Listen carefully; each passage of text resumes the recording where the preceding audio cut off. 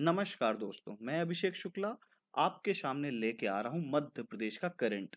और मध्य प्रदेश के करंट में सबसे पहले मैं आप लोगों के सामने जो लेके आ रहा हूँ, पर्सनालिटीज इन फ्लैश इन मध्य प्रदेश।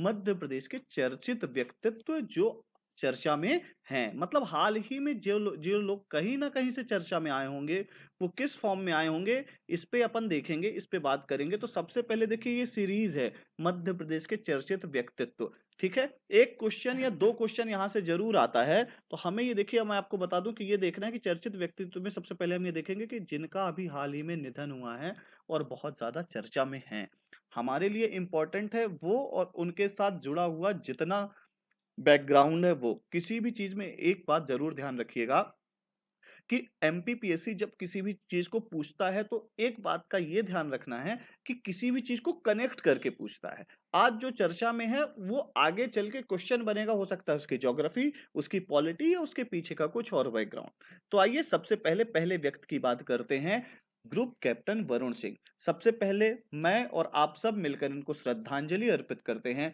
15 दिसंबर अर्थात कल इनका निधन हो गया।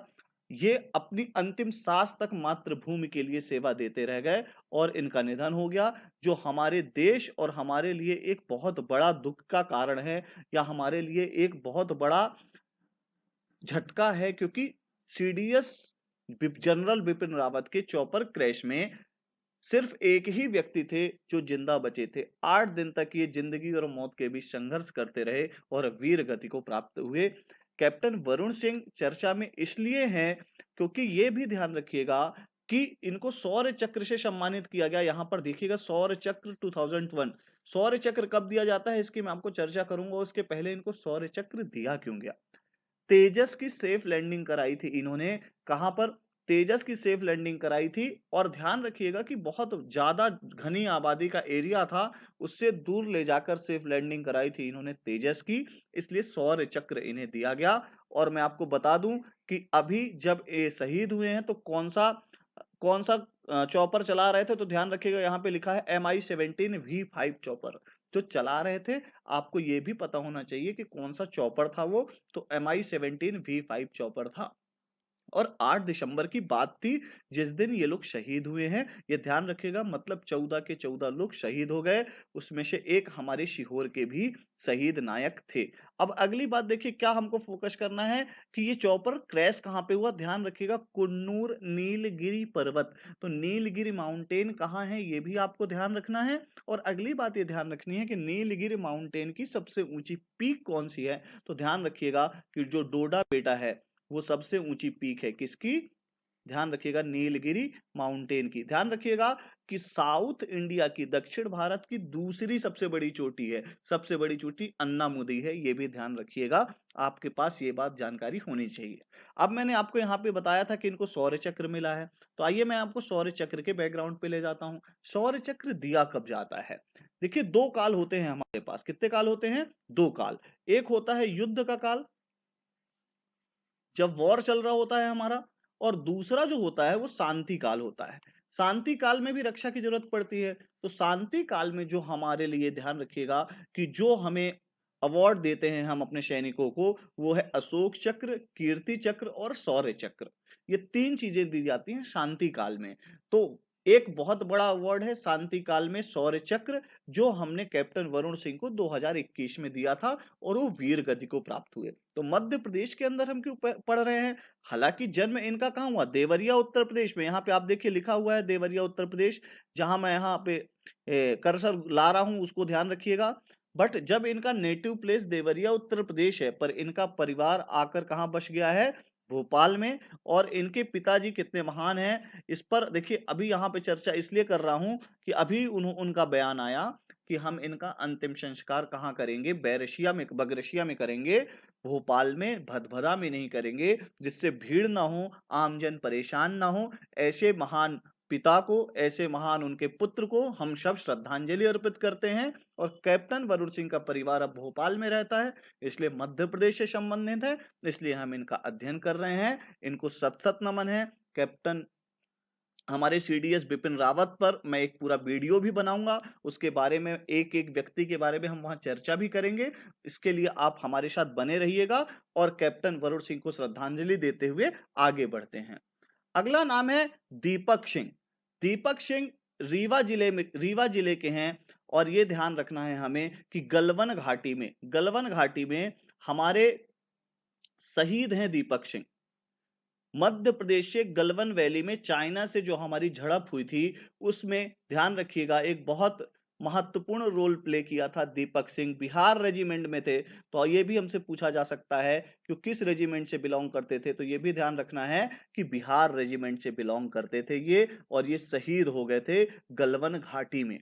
तो हमारे लिए एक और चर्चा का विषय है, इनको हाल ही में वीर चक्र प्रदान किया गया है। क्या प्रदान किया गया है? वीर चक्र प्रदान किया गया है, ध्यान रखिएगा। वीर चक्र, अभी मैं आपको कुछ देर पहले शौर्य चक्र बताया था, उसमें मैंने अशोक चक्र, कीर्ति चक्र और शौर्य चक्र जो शांति काल में दिए जाते हैं उनके बारे में बताया था। अब बात करते हैं वीर चक्र। तो जब हमारे यहाँ क्या होता है, युद्ध की स्थिति होती है। किसकी स्थिति होती है? युद्ध की स्थिति। जब जब युद्ध की स्थिति होती है तो हम कौन कौन से अवार्ड देते हैं?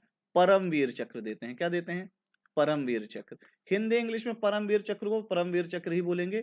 फिर दूसरा होता है, जो दूसरा सबसे बड़ा युद्ध काल का मेडल होता है, वो होता है महावीर चक्र। और तीसरा जो सबसे बड़ा मेडल होता है वो होता है वीर चक्र। अब ध्यान रखिएगा, ऐसा पहली बार हुआ है जब शांति काल में युद्ध काल के, फिर से मैं कहूंगा, शांति काल में युद्ध काल के मेडल दिए गए हैं। उसमें ध्यान रखिएगा कि महावीर चक्र दिया गया है कैप्टन संतोष बाबू को, जिनका जो शहीद हो गए थे गलवन वैली में कैप्टन दीपक सिंह के साथी। इनके साथ 4 साथियों को वीर चक्र दिया गया है। उसमें से एक जो शहीद हैं हमारे रीवा के लाल दीपक सिंह हैं। तो हमें ध्यान रखना है कि शहीद दीपक सिंह कहां से थे? तो रीवा से। गलवन वैली में झड़प पे शहीद हुए और किस रेजिमेंट से थे? तो बिहार रेजिमेंट से थे, और इन्हें वीर चक्र प्रदान किया गया है मरणोपरांत। इस बात को हमें और आपको ध्यान रखना है, बहुत ज्यादा इंपॉर्टेंट है। मैं आपको फिर बता दूं, अशोक चक्र, कीर्ति चक्र, शौर्य चक्र, इस पर एक वीडियो, और परमवीर चक्र, महावीर चक्र और वीर चक्र, इस पर एक वीडियो मैं आपके सामने लेकर आऊंगा आने वाले समय में। बेसिक जानकारी मैंने आपको इनकी दे दी है, आप नोट डाउन करते रहिएगा। ऐसा नहीं है सर तो बताएंगे ही सही, पर तब तक आप इस बात को देख लीजिएगा कि परमवीर चक्र क्या है, महावीर चक्र क्या है और वीर चक्र क्या है। बहुत ज्यादा इंपॉर्टेंट हो जाते हैं। अगला नाम आता है यहाँ पे, देखिए एनपी मिश्रा जी। एनपी मिश्रा जी कौन है? तो ध्यान रखिएगा, भोपाल में चिकित्सा जगत के पितामह कहे जाते हैं। गांधी मेडिकल कॉलेज के डीन हैं, कार्डियोलॉजी के बहुत बड़े स्पेशलिस्ट हैं, और इन्होंने कोरोना काल में 90 साल की उम्र में भी आज सेवाएं दी, और ये शहीद हो गए हैं। बहुत ज्यादा ध्यान रखिएगा। और इनकी पुस्तक मैं आपके सामने इसीलिए लेके आया हूं, ध्यान रखिएगा कि कार्डियोलॉजी, ये देखिए यहाँ पे कार्डियोलॉजी, इनकी एक पुस्तक है प्रोग्रेस एंड कार्डियोलॉजी। इनको 1992 में डॉक्टर वीएस राय अवार्ड प्रदान किया जा चुका है। इस चीज का भी ध्यान रखिएगा। एनपी मिश्रा पितामह भारतीय मध्य प्रदेश के चिकित्सा जगत के, ध्यान रखिएगा, बहुत इंपॉर्टेंट नाम है। आगे बढ़ते हैं। गुंदेचा बंधु, देखिए बहुत ज्यादा इंपॉर्टेंट नाम है गुंदेचा बंधु। गुंदेचा बंधु के अंदर हमको क्या पढ़ना है, इस पे हम फोकस करते हैं। गुंदेचा बंधु, यहां ध्यान दीजिएगा, 2 भाई थे, उमाकांत गुंदेचा और रमाकांत गुंदेचा। ठीक है, ये 2 भाई थे जो इंडियन क्लासिकल म्यूजिक में मध्य प्रदेश को रिप्रेजेंट करते थे ध्रुपद गायन शैली में। ठीक है, और उसके अंदर डगरवानी गायन करते थे ये। और क्यों इंपॉर्टेंट है, ध्यान रखिएगा, हाल ही में रमाकांत गुंदेचा का 2019 के अंदर निधन हो गया। ठीक है, डेथ हो गई इनकी 2019 में रमाकांत गुंदेचा की। और ध्यान रखिएगा, इन्होंने भोपाल में ध्रुपद संस्था बनाई। तो हमसे पूछेगा कि ध्रुपद संस्था किसने बनाई, तो ध्यान रखिएगा गुंदेचा बंधुओं ने बनाई और इसकी स्थापना की, और इंडियन क्लासिकल म्यूजिक को एक नए स्तर पर लेके गए। और 2012 में इनकी क्या हो गई, मृत्यु हो गई, इनकी डेथ हो गई। ध्यान रखिएगा, एक भाई की। अभी उमाकांत गुंदेचा जिंदा हैं और मध्य प्रदेश गौरव के सम्मान से नवाजा गया है। अभी कुछ नाम कंट्रोवर्सी में भी आया है इनका नीदरलैंड में, मैं इसकी चर्चा यहाँ पे नहीं करूंगा। बस हमें यह ध्यान रखना है कि गुंदेचा बंधु गुंदेचा बंधु जो है तो कहां से हैं, उज्जैन से हैं। और क्या है, भैया इस चीज का भी ध्यान रखिएगा, गुंदेचा बंधु जो है वो शास्त्रीय संगीत करते हैं, ध्रुपद गायन करते हैं। ठीक है, अब आ जाते हैं अपन अगला। यहाँ पे ध्यान दीजिए, थोड़ा सा एक स्लाइड में शायद ऊपर नीचे हुआ है, अब्दुल जब्बार खान, इनका नाम यहाँ पे स्पष्ट रूप से दिख नहीं रहा है, पर मैं इनके बारे में आपको बता देता हूं कि अब्दुल जब्बार खान कौन है। अब्दुल जब्बार खान, इनको 2020 2022 में पद्मश्री दिया गया है। क्या दिया गया है? पद्मश्री। और इन्होंने भोपाल गैस ट्रेजेडी में बहुत ज्यादा काम किया है। भोपाल गैस ट्रेजेडी में इन्होंने बहुत ज्यादा पीड़ितों की सेवा की, और इन्होंने अपने माँ बाप को खोया था। किसमें? इन्होंने अपने माँ बाप को खोया है भोपाल गैस ट्रेजेडी में। उसके बाद भी खुद भी अपंग हो गए थे, पर देश की सेवा करते रहे अब्दुल जब्बार खां। ध्यान रखिएगा, मरणोपरांत 2020 का पद्मश्री दिया गया है, इसलिए हाल ही में चर्चा में है। इनकी डेथ हुई थी 2019 में, ये बात आप लिख लीजिएगा। स्लाइड ध्यान रखिएगा, आप इससे परेशान ना हो। इसकी पीडीएफ मैं अपने टेलीग्राम चैनल की लिंक भी नीचे अटैच कर दूंगा, उस पर आपको इसकी पीडीएफ मिल जाएगी। तो इनके बारे में जो जानकारी है वो आपको प्रिंटेड फॉर्म में मिल जाएगी, आप वहां से डाउनलोड कर सकते हैं, कोई दिक्कत वाली बात नहीं है। इरा इंस्टीट्यूट के नाम से टेलीग्राम पेज है, आप वहां पे जुड़ सकते हैं, कोई दिक्कत वाली बात नहीं है, आपको मिल जाएगा। तो अब्दुल जब्बार खान ये हमारे लिए इंपॉर्टेंट हो जाते हैं। ठीक है, और भोपाल गैस ट्रेजेडी इस समय भयंकर चर्चा में है, इसलिए आप ध्यान रखिएगा। अब आते हैं अपन आगे, अब्दुल कादिर खान। अब ये अब्दुल कादिर खान ध्यान रखिएगा क्यों इंपॉर्टेंट है। पाकिस्तान परमाणु बम के जनक, या पाकिस्तान परमाणु शक्ति बना, उसके जनक कौन है? अब्दुल कादिर खान। तो हम क्यों पढ़ें? ये तो पाकिस्तान के परमाणु बम के जनक है भाई, तो हम क्यों पढ़ रहे हैं, इस पे ध्यान दीजिएगा। इनका जन्म कहाँ हुआ? तो ये देखिए लिखा है भोपाल, 1 अप्रैल 1936 इनका जन्म हुआ भोपाल में। और 1952 में ये भारत छोड़कर चले गए। कहाँ चले गए? पाकिस्तान। और आज पाकिस्तान परमाणु शक्ति है। 10 अक्टूबर 2021 को इनका निधन हुआ। इसमें बहुत इंपॉर्टेंट हाथ है किसका? अब्दुल कादिर खान का। ये जरूर ध्यान रखिएगा, हमारे लिए भले थ्रेट हैं, पर ये क्योंकि इस समय भयंकर चर्चा में है, तो इनका जन्म कहाँ हुआ है ये ध्यान रखिएगा। आपको जर्नली ये मिलेगा नहीं, इसलिए मैं आपके सामने लेके आया हूं। अब्दुल कादिर खान का जन्म हुआ भोपाल में। अब आते हैं अपन एक ऐसे जिन्हें चंबल का गांधी कहते हैं। हम क्या कहते हैं? चंबल का गांधी। अगले नाम शख्सियत है हमारे, देखिए सबकी फोटो भी मैंने लगा रखी है। S N Subba Rao. ठीक है, सुलेम नजूद सुब्बा राव, इनका नाम अपने को सिर्फ इतना ध्यान रखना, एस एन सुब्बा राव। देखिए कभी कभी एमपीपीएससी आजकल फुल फॉर्म पे बहुत ज्यादा खेलता है, तो ये इनका ओरिजिनल नाम है, ये आप बिल्कुल याद रखिएगा। उसके बाद इनका जन्म ध्यान रखिएगा मध्य प्रदेश में नहीं हुआ, पर इनकी कर्म भूमि मध्य प्रदेश है, मतलब इनका वर्क प्लेस रहा है मध्य प्रदेश, इसलिए ज्यादा इंपॉर्टेंट है। देखिए मैंने आपको बताया चंबल के गांधी कहे जाते हैं। और चंबल के गांधी क्यों कहे जाते हैं? एक ये ब्यूरोक्रेट थे, पर चंबल के गांधी इसलिए कहे जाते हैं 654 654 डकैतों को आत्मसमर्पण करवाया, बहुत बड़ी बात होती है। और मुरैना के जौरा गांव में गांधी आश्रम की स्थापना करी इन्होंने। और एक चीज और ध्यान रखिएगा, 2000 में इनको पद्म श्री से नवाजा गया, पद्मश्री दिया गया इनको सन 2000 में, और हाल ही में इनका निधन हो गया है। ये बात आप ध्यान रखिएगा। एस एन सुब्बा राव चंबल के गांधी कहे जाते हैं। तो हमसे 3 तरीके के प्रश्न बनेंगे कि चंबल के गांधी कौन? तो एस एन सुब्बा राव। और ये भी ध्यान रखिएगा पद्मश्री कब दिया गया, और ये भी ध्यान रखिएगा कि गांधी आश्रम की स्थापना किसने करवाई। ठीक है, इसकी पीडीएफ भी मैं आपको दे दूंगा। एस एन सुब्बा राव बहुत इंपॉर्टेंट है, मोस्ट इंपॉर्टेंट। मैं आपको इसकी एमसीक्यू सीरीज भी लेके आऊंगा, और आपसे पूछूंगा कि आपसे कितने क्वेश्चंस बन रहे हैं, कितने नहीं बन रहे हैं। आइए अगली देखते हैं कौन। सबसे पहले आपने सामने, ये बहुत ज्यादा चर्चा में है इस समय, नंद कुमार चौहान जी। कोरोना के कारण इनका निधन हो गया था, और खंडवा लोकसभा सीट से सांसद थे ये, पहली बार 1996 में सांसद बने थे। और उसके बाद इनका निधन जो हो गया वो 2021 में हो गया। उसके बाद इनका निधन होने के बाद ज्ञानेश्वर पाटिल इस समय, ज्ञानेश्वर पाटिल इस समय खंडवा के क्या हैं? सांसद हैं। ध्यान रखिएगा, नंद कुमार सिंह चौहान, ये हमसे पूछेगा नहीं कि वो बीजेपी प्रेसिडेंट रहे हैं, स्टेट बीजेपी प्रेसिडेंट, पर ध्यान रखना है।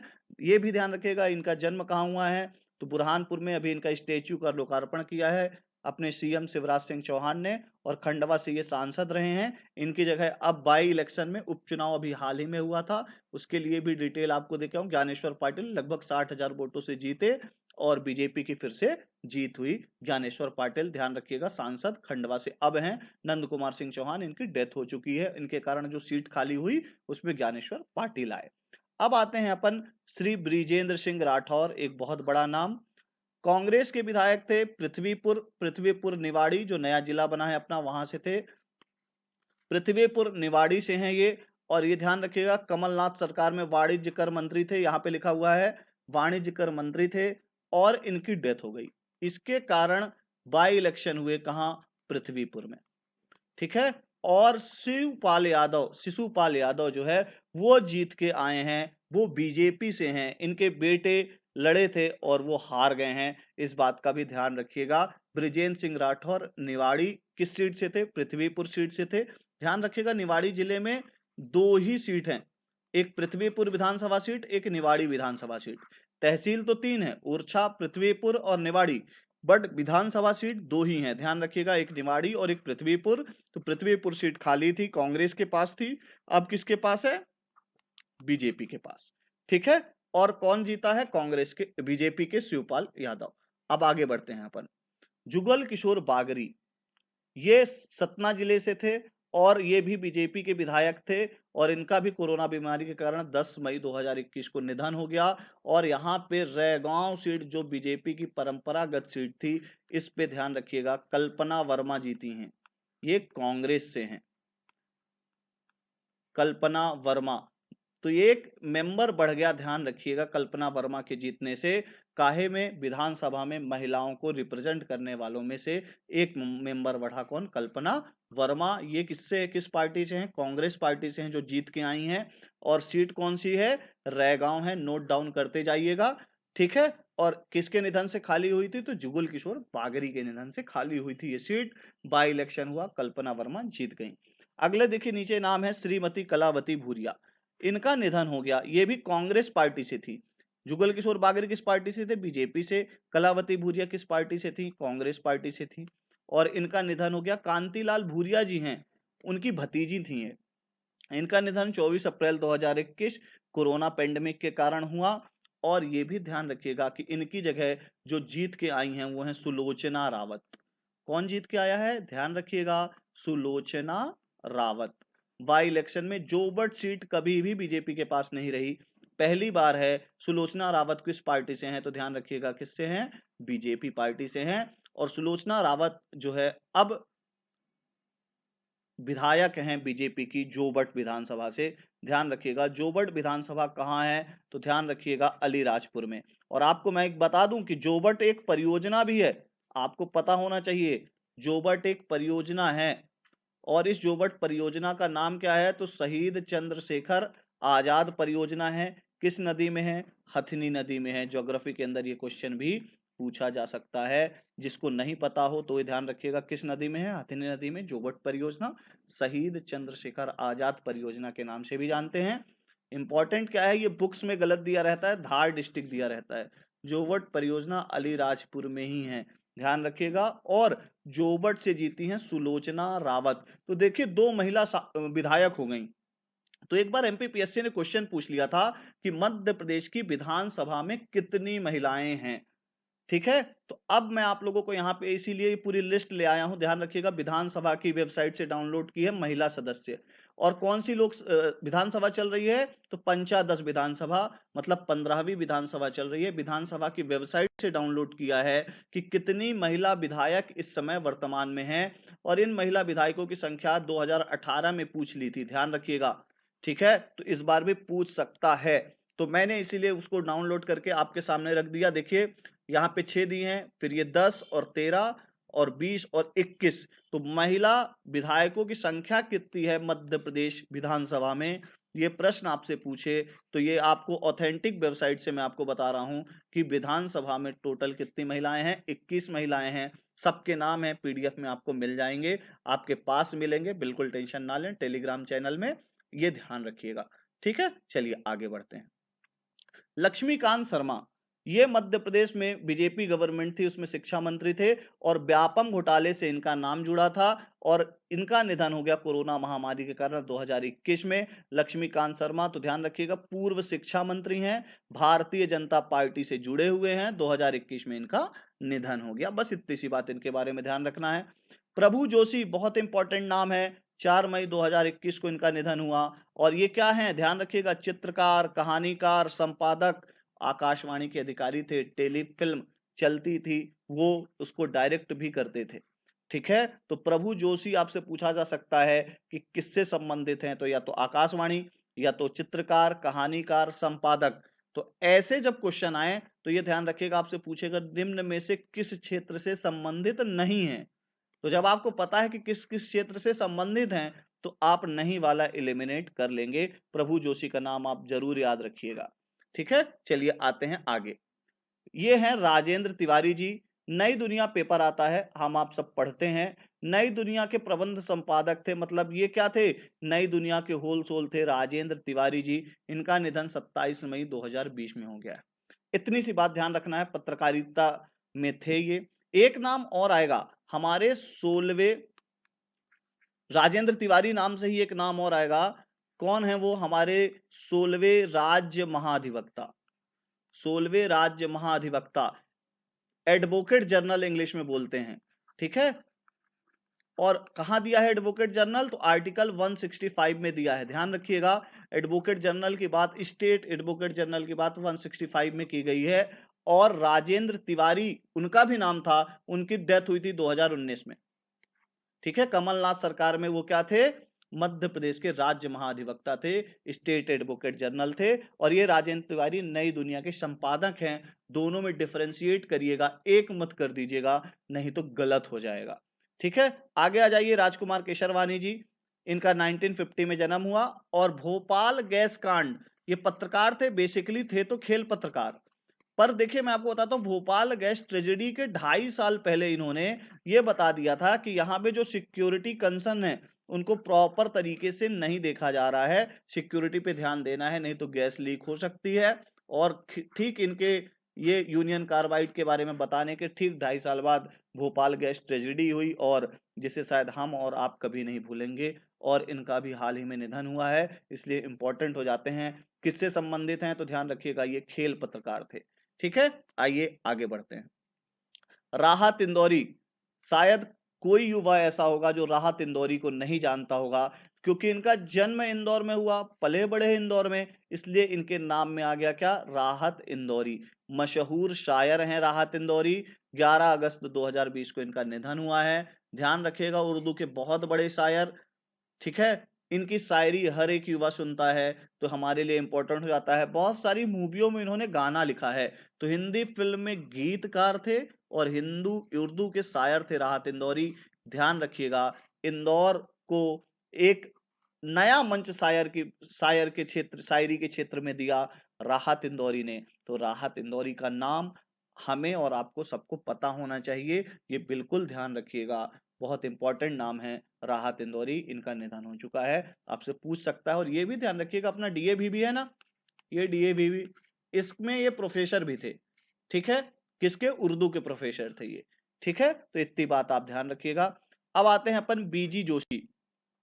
ये क्या थे, हॉकी में स्टैटिक्स, स्टैटिक्स के जो बहुत बड़े जानकार थे हॉकी के ये। इनका हाल ही में 21 अप्रैल 2021 को निधन हो गया है। तो ध्यान रखिएगा, बीजी जोशी किससे संबंधित हैं। ठीक है, इनका पूरा नाम क्या है, तो बाबूलाल गोवर्धन जोशी इनका पूरा नाम है। और जो है ये किससे संबंधित है, तो हॉकी से। और हॉकी में स्टैटिक्स, सांख्यिकी विद का मतलब ही होता है स्टैटिक्स, स्टैटिक एक्सपर्ट थे ये बीजी जोशी जी। ठीक है, चलिए आगे बढ़ते हैं। अगला नाम बहुत बड़ा नाम, बंसी कौल। देखिए बंसी कौल का जन्म हुआ था बेसिकली जम्मू में, बट ये हमारे लिए क्यों इंपॉर्टेंट हो जाते हैं, ये रंगकर्मी का मतलब होता है थिएटर आर्टिस्ट। रंगकर्मी का मतलब क्या होता है, थिएटर आर्टिस्ट। और ये थिएटर आर्टिस्ट बहुत फेमस, और इनकी डेथ हो गई 6 फरवरी 2021 को। 6 फरवरी 2021 को इनका निधन हुआ है। बहुत ज्यादा इंपॉर्टेंट है, मैं आपको बता दूं, अभी अवार्ड मिला है भूरी बाई को, भारत भूरी बाई को पेंटिंग के लिए। तो भारत भवन में भूरी बाई ने किसका काम किया था? मजदूर का काम किया था। उसी भारत भवन को बनाने में बहुत बड़ा रोल है किसका? बंसी कौल का। बंसी कौल ने मध्य प्रदेश के भारत भवन को बनाने में बहुत ज्यादा योगदान दिया है। और उसमें थिएटर है, उसके थिएटर को क्या कहते हैं कमेंट बॉक्स में बताइएगा। भारत भवन में जो थिएटर है, ठीक है, थिएटर आर्टिस्ट थे क्योंकि ये, तो उसका नाम क्या है? आप लोग मुझे कमेंट बॉक्स में बताइएगा। तो भारत भवन बनाने में बहुत महत्वपूर्ण योगदान है किसका? बंसी कौल का। और इन्हें 2016 का कालिदास सम्मान दिया गया है। ध्यान रखिएगा, 2016 का कालिदास सम्मान किसे दिया गया? आप सरप्राइज मत होइएगा ऐसे क्वेश्चन आ जाएं कि 2016 का कालिदास सम्मान कौन पूछता है, 2019 का पूछना चाहिए। पर बेटा एक चीज का ध्यान रखिएगा कि ये चर्चा में आए हैं, इनकी अभी हाल ही में डेथ हुई है, तो पूछ सकता है कि 2016 का कालिदास सम्मान किसे दिया गया? तो बंसी कौल को दिया गया। देखिए मैं आपको क्वेश्चन एक्सट्रैक्ट करना सिखा रहा हूं, थोड़ा सा फोकस करिएगा, ठीक है। चलिए, भारत भवन में एक वीडियो बनाऊंगा मैं आपके सामने, बट अभी आप मुझे बताइएगा भारत भवन के थिएटर को क्या बोलते हैं। अगली बात आती है निर्मला पाठक। ये लेडी शायद सबके लिए आइकॉनिक लेडी हैं और मेरे हिसाब से अब इन्हें एमपी ट्रैफिक का, भले इनकी डेथ हो गई है, बट एमपी ट्रैफिक का ब्रांड एम्बेसडर आज मतलब हमेशा के लिए बना देना चाहिए, ठीक है। इंदौर शहर की बुजुर्ग महिला ट्रैफिक वार्डन, मतलब ट्रैफिक को संभालती थी बिना किसी पैसे लिए, फ्री में ट्रैफिक संभालती थी ये। 30 साल तक ट्रैफिक संभाला और 90 वर्ष की उम्र में इनका निधन हो गया। शाहरुख खान ने इन्हें इंदौर की दादी कह के बुलाया है, बहुत फेमस है, इंदौर की दादी कह के बुलाया। शाहरुख के साथ देखिए इनकी फोटो भी है। तो ये ध्यान रखिएगा, यातायात संभाला है इन्होंने इंदौर का 30 वर्ष तक, निर्मला पाठक। तो पूछा जा सकता है आपसे कि ट्रैफिक वार्डन जिनका हाल ही में निधन हुआ। अब अगला आ जाइए, मोतीलाल वोरा, बहुत बड़ी शख्सियत, इस बार 2020 के एमपीपीएससी प्री में आ भी गए थे ये। मोतीलाल वोरा मध्य प्रदेश में 2 बार मुख्यमंत्री रहे। अर्जुन सिंह के बाद कोई मुख्यमंत्री बना 13 मार्च 1985 को, तो मोतीलाल वोरा 1988 तक, और दोबारा 14 फरवरी 1988 से 1989 तक कौन बना? मोतीलाल वोरा। और ये भी ध्यान रखिएगा ये किस पार्टी से थे? तो कांग्रेस पार्टी से थे। और आपको एक फैक्ट बड़ा इंटरेस्टिंग बताता हूं, ये हालांकि कंट्रोवर्शियल है पर ध्यान रखिएगा, कल्याण सिंह की डेथ हुई है, तो जब बाबरी मस्जिद गिरी थी तो सीएम कौन था यूपी का? तो कल्याण सिंह, इनकी हाल ही में डेथ हुई है। तो कल्याण सिंह सीएम थे यूपी के और राज्यपाल थे मोतीलाल वोरा। ये बात ध्यान रखिएगा कि जब बाबरी मस्जिद गिरी तो सीएम कल्याण सिंह थे, हाल ही में निधन हुआ है सीएम कल्याण सिंह का, और मोतीलाल वोरा उस समय राज्यपाल थे उत्तर प्रदेश के। तो आप एक चीज ध्यान रखिएगा, पूछा जाए कि निम्न में से मध्य प्रदेश का कौन सा मुख्यमंत्री है जो उत्तर प्रदेश का राज्यपाल रहा, तो ये क्वेश्चन है मोतीलाल वोरा, इसके आंसर हैं, ये ध्यान रखिएगा। अगले हैं जगदीप सुरमा भोपाली। जगदीप सुरमा भोपाली, ध्यान रखिएगा इनका निधन हो गया है, बहुत फेमस एक्टर इंडस्ट्री के, और 8 जुलाई 2020 को इनका निधन हुआ है, ध्यान रखिएगा, ठीक है। इतनी सी बात इनकी ध्यान रखिएगा बस। आगे, और ये आज की स्लाइड का लास्ट है, आज के वीडियो का लास्ट नाम है, शायद आप लोगों को पता ना हो पर मैं आपको बता देता हूं, बाघ प्रिंट। बाघ प्रिंट कहाँ का है? तो भैया धार का है। ये ध्यान रखिएगा, बाघ केव्स कहाँ हैं? तो धार में हैं। किस रिवर के किनारे हैं? तो बाघ रिवर के किनारे हैं। बाघ रिवर किसकी ट्रिब्यूटरी है? तो नर्मदा की ट्रिब्यूटरी है। और बाघ प्रिंट के जनक, फादर ऑफ बाघ प्रिंट, अब्दुल कादर खत्री, इनका निधन हो गया 2019 में। देखिए इसमें ऐसा है कि इनके पिताजी थे इस्माइल सुलेमान खत्री, इनको भी जनक कहा जाता है। एक तो पूछे आपसे बाघ प्रिंट का जनक कौन? दोनों लोग ऑप्शन में आ गए, इस्माइल सुलेमान खत्री जो कि अब्दुल कादर खत्री के पिताजी हैं, तो आप इस्माइल सुलेमान खत्री लगा देंगे। और अगर इस्माइल सुलेमान खत्री ऑप्शन में नहीं है तो अब्दुल कादर खत्री लगा देंगे। ये बाघ प्रिंट के जनक हैं, 12 मई 2019 को इनका निधन हुआ है। और इनके पिताजी इस्माइल सुलेमान खत्री को शिल्प गुरु अवार्ड 2010 मिल चुका है। तो बाघ प्रिंट कहां से संबंधित है? धार जिले से संबंधित है, उसके जनक अब्दुल कादर खत्री। अब आपको इनकी मिसेज का नाम बताना है, इनकी वाइफ का नाम कमेंट बॉक्स में बताना है। क्यों? क्योंकि अभी मध्य प्रदेश सरकार ने उनको कुछ दिया है। क्या दिया है, क्या अवार्ड दिया है, नेक्स्ट वीडियो में मैं लेके आऊँगा। 2 क्वेश्चन मैंने आपसे पूछे हैं। मैं चाहूँगा कि अब्दुल कादर खत्री की वाइफ का नाम क्या है? एक चीज़ तो ये, और अगली बात आपके दिमाग में आनी चाहिए कि इनके पिताजी का नाम तो है ही सही, तो आप ये बताइएगा अब्दुल कादर खत्री की वाइफ का नाम, और मैंने आपसे एक बात पूछी है, भारत भवन के थिएटर को क्या कहते हैं? ये 2 चीज़ें मुझे कमेंट बॉक्स में बताइएगा। अगली बात, आप लोगों का बहुत धन्यवाद। ये पूरा आपने वीडियो देखा। इस वीडियो को आप जितना हो सके तो लाइक, शेयर करें, सब्सक्राइब करें। अगर आप मेरे समर्थन करते जाएँगे तो मैं इसी तरीके के वीडियो आपके सामने लाता जाऊँगा और अच्छे फ़ॉर्म में। और मेरी कोशिश ये है कि एग्ज़ाम के क्वेश्चन्स जहाँ से आते हैं, उसको पूरी तरह कवर कर लूँ। चाहे वो ज्योग्राफिकल पॉइंट ऑफ व्यू हो, पॉलिटिकल पॉइंट ऑफ व्यू हो या हिस्टोरिकल पॉइंट ऑफ व्यू हो। Thank you very much.